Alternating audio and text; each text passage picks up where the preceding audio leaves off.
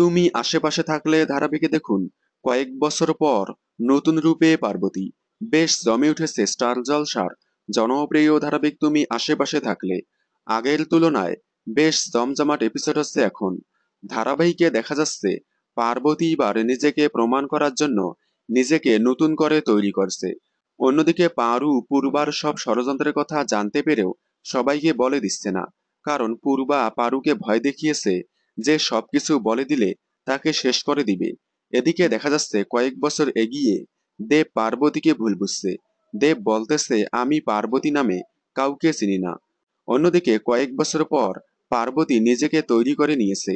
সে এখন আগের পার্বতী নেই, নতুন রূপে মডার্ন হয়ে ফিরে এসেছে পার্বতী।